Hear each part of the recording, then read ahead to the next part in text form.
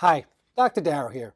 Perhaps one of the most common features of hearing loss, and one of the most common questions that I get is, why am I having so much difficulty hearing others or following a conversation when there's background noise? Well, in order to answer this question, we kind of have to take a step back to understand hearing and filtering and how this simple task of hearing in background noise requires essentially no effort when we're younger with truly normal hearing. So we must start with why. Why do people have this problem?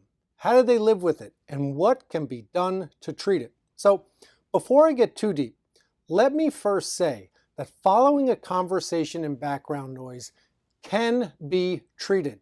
It can be alleviated for those who struggle with this. Finally, for too long, the only option for patients who couldn't hear was just these noisy traditional hearing aids, which frankly stunk. In fact, they only made restaurants and family gatherings even more unbearable. And patients would prefer to just stay away, stay home, than to even bother being around others. But not anymore. So let's dive in deep and let's talk about the normal auditory system. And then we can have a better understanding of the disordered system. I mean, this is how I teach it in my classes to my students.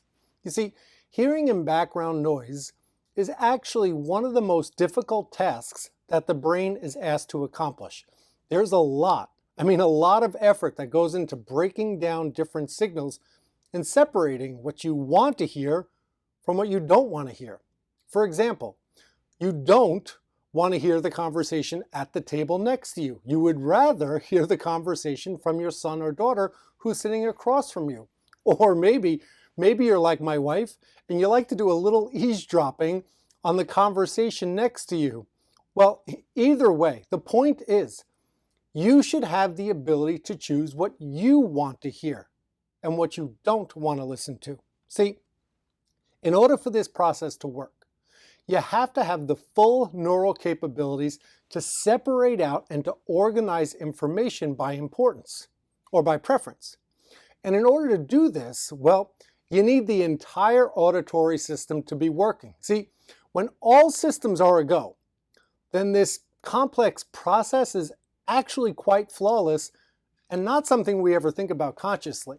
But when the system begins to break down, which unfortunately occurs naturally as we age, well, then this simple task all of a sudden seems like you're trying to climb Mount Everest without a Sherpa. I'm sure you've had some personal experience with this also. While I've been helping patients to correct this problem for over 20 years, it was never more obvious than when it hit home when my father was alive. See, he never told anybody that he had hearing loss. In fact, when sitting at his desk one day after he passed, I found his hearing test results, which he needed for work, and I was taken back by his hearing loss. But the more I thought about it, the signs were all there. For example, we could all be sitting around the dining room table, and once the conversation became too difficult for him, he would just go and sit and watch TV. But in order to hear the TV in the next room, over all of us talking, he would just have to blast it because he couldn't handle the competing talkers.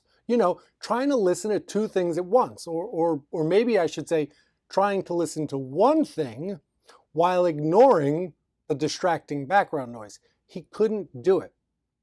When I was younger, this all happened, but as I look back, I see he had all the signs of a progressive and degenerative hearing loss.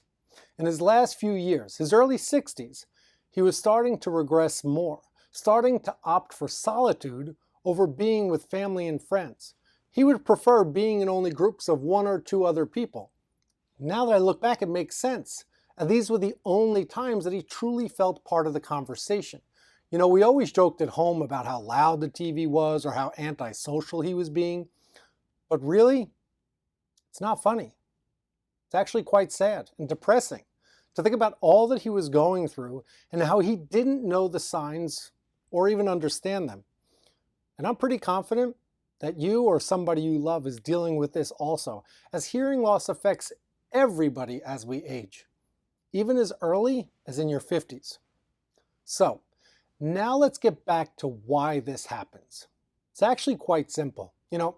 There are a finite number, about 60,000 nerve fibers that travel from the ear to the brain, which then branch off into millions and millions of other nerves that travel to all places in the brain, many of which are connected to our memory.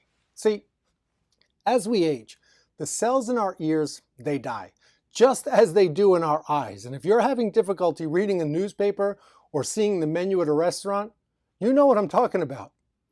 As the cells in our ears die, so too do the nerves that connect those cells to the brain, and so on and so forth. As all those downstream connections, even to memory, they will die also. See, this loss of nerves, or otherwise said, this progressive degenerative disorder, it will compromise our ability to hear in background noise well before we even notice having hearing loss. In fact, science tells us to maintain normal hearing, all we need is about 50%, about half of the neural connections from ear to brain. But with this damage will come two things. So you think you have normal hearing, but you will have difficulty in background noise. And for many, they will have tinnitus, that annoying ringing or buzzing sounds in the ears. Sometimes it's only detectable in quiet. So even though you may seem to have normal hearing, see, this explains why you're having difficulty in background noise. Here, let me tell you what most patients will say to me, how they explain it. Hey doc, I can hear you fine, but when others are around or we're in a crowd, forget about it. Well, at least that's what my New York patients say. Or another one of my favorites is, I hear you fine. It's my wife and kids who mumble. You know what I say to that? Given that such a small percent of the population truly mumble, it's not mathematically possible that all of your loved ones actually mumble. See, this is actually a nice reminder of how your hearing loss does not just affect you, it impacts everybody around you. See, most people with hearing loss, they don't just wake up one day and say, hey, today's the day I have hearing loss. Although there is such a thing as sudden onset hearing loss, but it's very rare. Now, because hearing loss is a slow, progressive, and degenerative disorder, the symptoms, they just creep up on you. A restaurant that you used to go to and you would hear fine at will slowly become more and more difficult to hold a conversation in. And because it's slow, well, it's easy to blame something else. Like, oh, we sat too close to the kitchen so I couldn't hear you. Or they turned up the music really loud last night. When in fact, the problem is actually you. Listen, people with perfectly, truly normal hearing will sometimes say things like, wow, it's loud in here. But, and here's the difference, even though the room may be loud and full of background noise, they get through the meal just fine and they can follow the conversation without difficulty. Having difficulty following a conversation is a neural consequence of hearing loss. Let me say that again. Not being able to follow a conversation and separate out speech from background noise is a neural consequence of hearing loss and is a common trait among all patients with hearing loss, even those who consider themselves to have normal hearing. Thus, in our treatment program that I have spent years of my life developing, addressing the need to hear in background noise is our top priority. Our treatment plan, rooted in providing cognitive stimulation to make up for the missing disordered signals that are being sent to the brain, see, this can help to alleviate all the pressure on the brain to hear in background noise. In science, we call this cognitive load, the amount your brain has to work in order to follow a conversation. See, with untreated hearing loss, cognitive load is through the roof.